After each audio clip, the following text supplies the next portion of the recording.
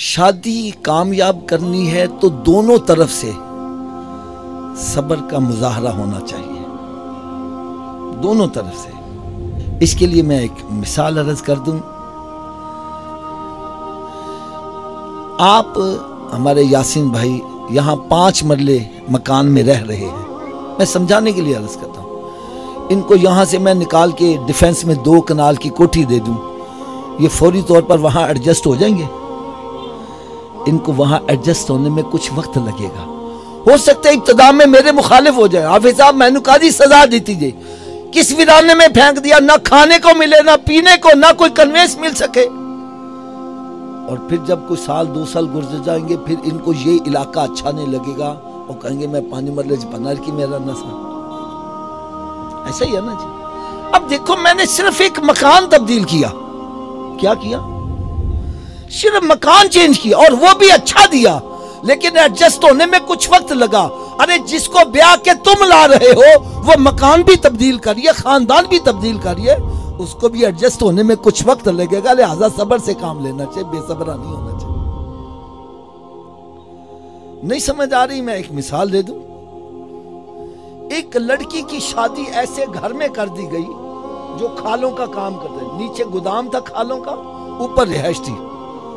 जहाँ खालों का काम होता है वहां से क्या होता है, लड़की ने तो पहली रात ही शोर मचा, मेरा तो दिमाग फट जाएगा, मेरे वालिदैन ने तो मेरे साथ जुल्म किया, मुझे किस जहन्नम में धकेल दिया, मैं तो जिंदा रह ही नहीं सकती, मेरा तो दिमाग, इतनी बदबू, आप पता नहीं कैसे जिंदा हो।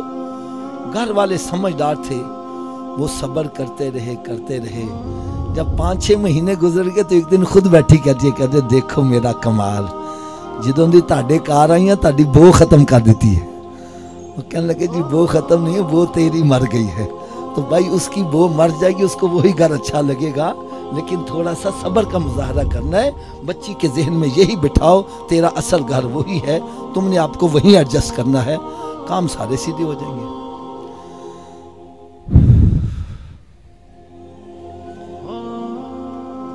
और अगली बात सुनो, हर दूल्हा ये चाहता है मेरी बीवी मेरे माँ बाप का अदब व एहतराम करे।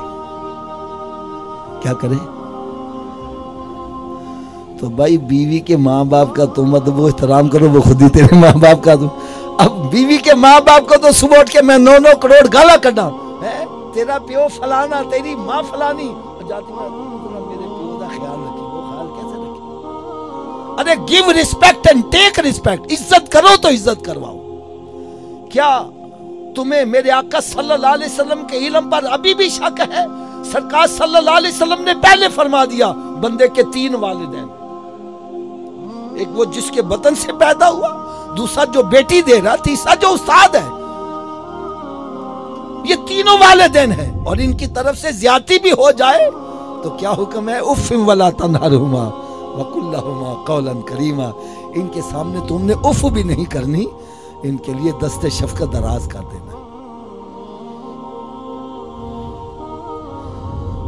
और फिर सास को चाहिए कि बहू को अपनी बेटी समझे। बेटी समझेगी तो बच्ची के ऐबों पर पर्दा डालेगी। ये बात तो बड़ी मुश्किल है बहू को बेटी समझना, लेकिन घर बसेगा ही जब। आज अगर तू इसके ऐबों पर पर्दा, बुढ़ापे में ये तेरे ऐबों पर पर्दा डालेगी। हमारे यहाँ होता क्या है, जो भी आता है उसकी बुराइयां है, मेरी नौ तो सुत्ती नहीं जो उठती, सारा दिन गुजर जाता है, वो काम को हाथ ही नहीं लगाती। मैं कहता हूँ यार चलो उसमें 90% बुराइयां, कोई 10% अच्छाइयां थी होगी ना यार, कोई अच्छाई बयान कर दो। अच्छाई नहीं बयान कर, बुराइयां ही बुराइयां। और अल्लाह ना करे कहीं को कागज का पुर्जा लपेटा निकल आए, बस समझो फिर तबाही। ये तो जादूगरनी है, तो फलानी है। यार ईमानदारी से ना, क्या ये तावीज बुरे काम के लिए होता है या अच्छे काम के लिए भी हो सकता है? तो हम अच्छा गुमान कभी रखते हैं? मेरे आका सल्लल्लाहु अलैहि वसल्लम ने इरशाद फरमाया, मोमिन के बारे में अच्छा गुमान करो, बदगुमानी ना करो। अरे मोमिन के बारे में बदगुमानी रखना ये हराम है। हम हराम के मुर्तकब हैं। जो भी देखता है बुरी नजर से, बदगुमानियां, अच्छा गुमान नहीं। क्यों जी, कभी हमने कहा मेरी बहू जो है ये तवीज आपस में मोहब्बत बढ़ाने घर में खैर और बरकत के लिए करवा के लाई होगी? कभी ऐसा कहा है?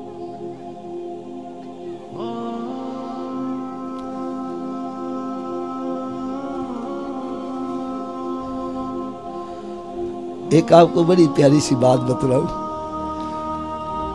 हमारे अहले सुन्नत वल जमात के बहुत बड़े रहनुमा अल्लामा शाह अहमद दुरानी साहब, इनके ससुर साहब मदीना मुनव्वर थे।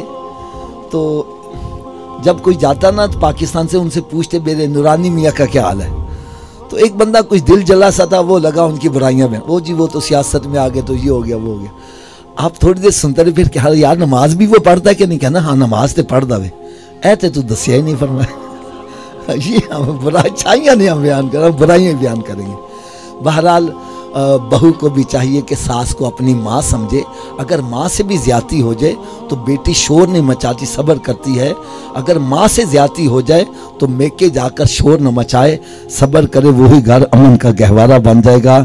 और आखिरी बात अर्ज करूं, घर आबाद होते हैं रब की रहमत से, उसका फजल हो जाए, करम हो जाए तो घर अब उजड़े भी आबाद हो जाते हैं। और रब राजी नहीं है तो आबाद घर भी बर्बाद हो जाते हैं। और रब राजी कैसे होगा?